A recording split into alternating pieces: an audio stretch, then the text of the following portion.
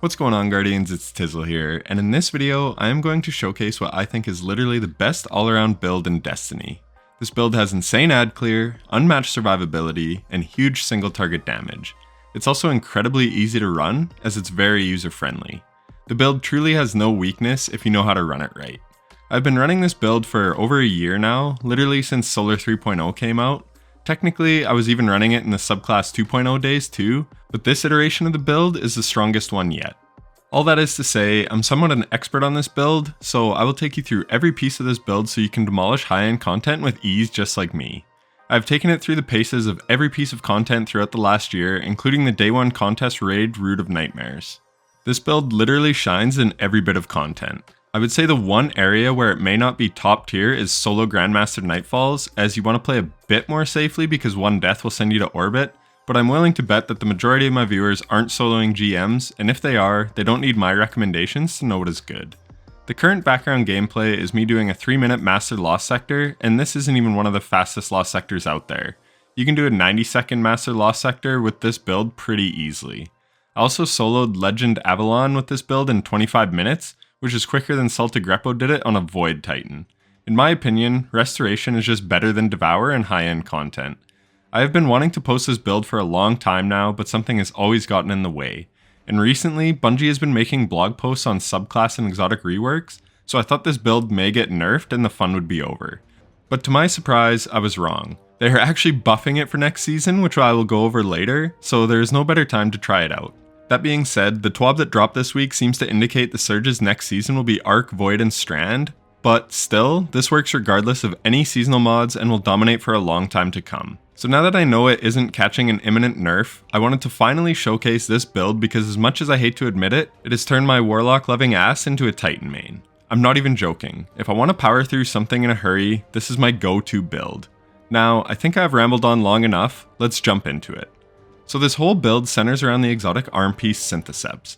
These increase your melee lunge range and improve melee and super damage when you are surrounded. So they may not sound all that strong, but believe me, they are insanely powerful. You only have to be surrounded by 3 enemies to get the Biotic Enhancements perk to proc, and then it lasts for 7 or 8 seconds even if you are out of the range of the enemies or they die. But what makes the Syntheseps so great with this build is you can pair it with your mini throwing hammer melee ability.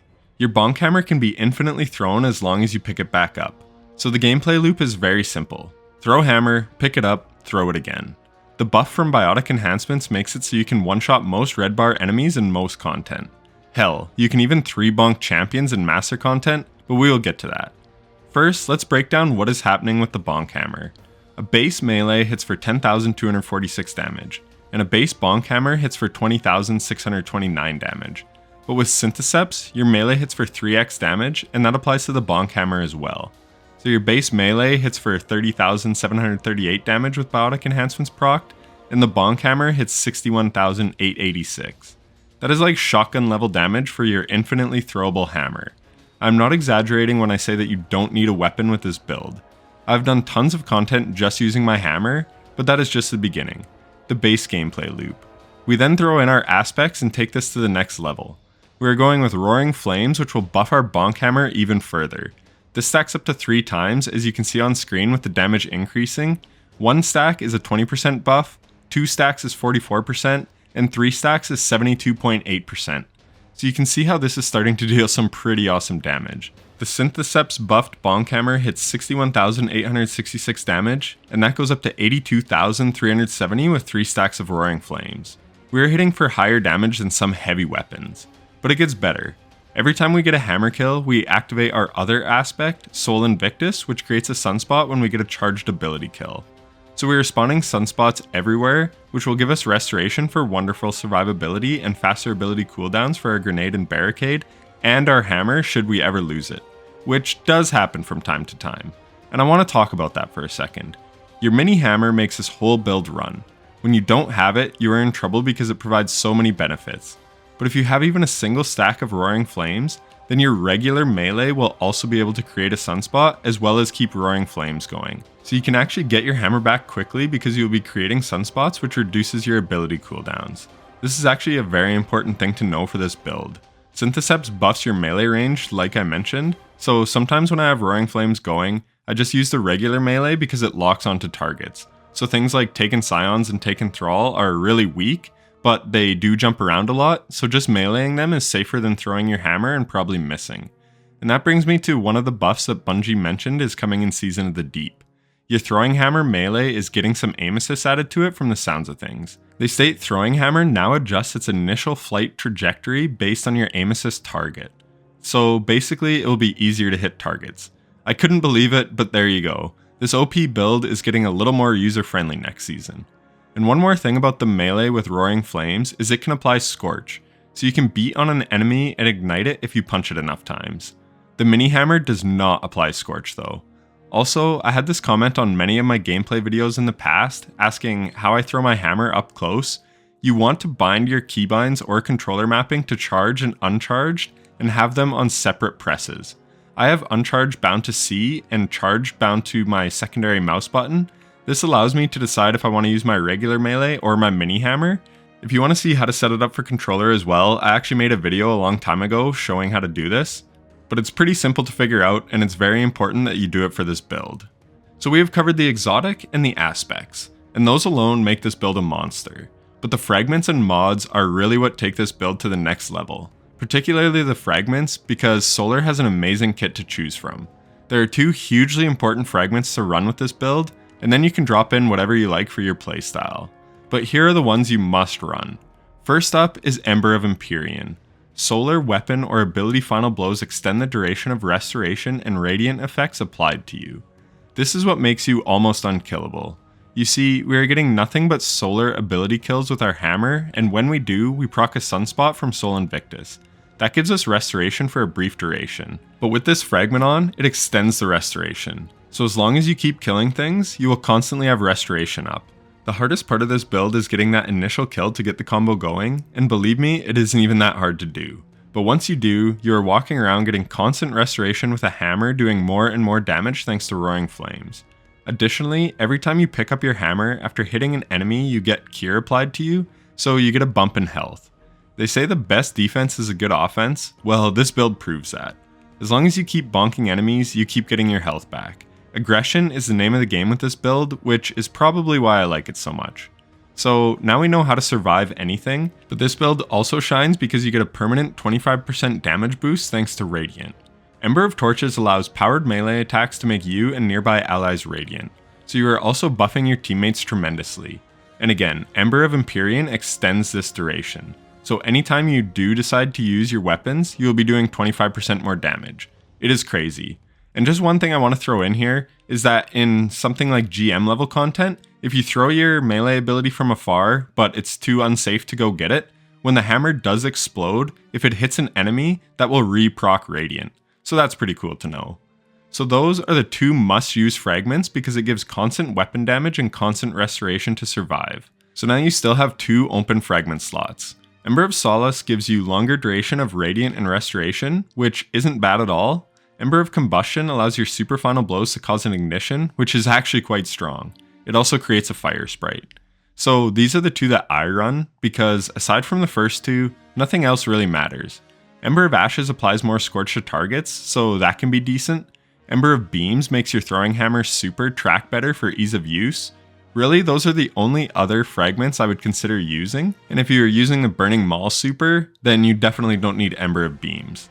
And speaking of the supers, that brings me to the next buff from Bungie for next season. Hammer of Soul and Burning Maul will both deal 10% more damage. And let me be clear, they already destroy with this setup. So 10% more is going to be crazy. Also, Burning Maul will now apply Scorch so it can create ignitions, and it will create a sunspot on cast. But believe me, this super slaps with Syntheseps and Roaring Flames. The Roaring Flames buff applies directly to the super as well. So Roaring times 3 will hit for 73% more damage, and Syntheseps makes your super deal 1.5 times more damage, and these stack together. So at base, your hammer hits for 23,054 impact damage, but with Roaring times 3 and Syntheseps procced, it hits for 59,754 damage, a 2.6x damage increase. That is huge, 2.5 times more damage. It makes this one of the strongest supers in the game, and next season it will be even stronger. And speaking of a crazy strong super, Let's show you how you can get your super extremely fast with this build. This brings us to the mods. The exotic, aspects, and fragments have always carried this build, but the new mod system made this already OP build even stronger. You see, in the old mod system, there used to be a mod called Striking Light, which you could run to make orbs of power for your fire team, but not for yourself. Well, now on our gauntlets, we have this new version of Heavy Handed that allows our charged melee to make orbs of power. And this works with a Roaring Flames regular melee as well, so you can create a ton of orbs to help you get your super back quicker and give you stacks of armor charge. And on the helmet, we can run hands-on to gain bonus super energy on melee kills. You could even run 2 or 3 of these mods for even more super energy, but you get diminishing returns. So I usually run 1 and a heavy ammo finder, but again, I detailed that the super is very strong with this build, but to be honest, I don't even cast it that much as the bonk hammer does more than enough. On our gloves, you want to run impact induction to get your grenade back faster when you deal damage with a melee attack. This will get you your grenade back super quickly because you're constantly meleeing things. You can also run a weapon loader mod, or other mods like focusing strike to get your class ability back quickly as well, though with this build, I rarely ever cast my barricade, but you can tailor it to your playstyle. The must-have mods are just 1 hands-on and 1 heavy-handed. The rest is up to you. On the chest piece, in harder content you want resist mods. I like concussive dampener and whatever elemental resist is best for the activity. Melee resistance could also be good too since you are very much in the fray. In lower end content, you could run Lucent Blade if you have a sword build, or Charged Up for more stacks of armor charge. Onto the boots, and it is a similar story. In higher end content, I strongly recommend Recuperation, which grants a chunk of health whenever you pick up an orb. This makes you even more unkillable and is really good where adds are more threatening.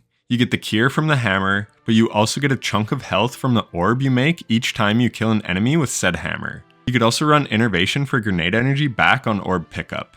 And in lower end content, why not go with 3 surge mods to up your weapon damage even more? 3 solar surges with Lament is absolutely insane. And remember that these surges stack with Radiant, so you deal 22% and 25% respectively if you have 3 surges on, for 52.5% more weapon damage. It is actually crazy how strong this setup is. I would only bother with Recuperation and master level content and higher. Other than that, go with surges. On the class item, just go with whatever. I go with Time Dilation and 1 Bomber in case I need a grenade, but yeah, it's totally up to you here. Speaking of grenades, I run Healing Grenades. They are great in a pinch if you need some quick health and high-end content, and one trick I like to do is, say you had a traversal section and a strike or something, so you now have no stacks of Roaring Flames anymore. I already talked about how that first kill is the most important and the hardest to get the build going, so I'll throw down a healing grenade for a few seconds of restoration to keep me alive while I close the gap to get a hammer kill, and then I get biotic enhancements and Roaring Flames and Soul Invictus going, and the rest just does itself. That is where Ember of Solace is nice, because it gives you a bit longer duration of restoration from your healing grenade. But if you are in low level content, by all means run the grenade that you like.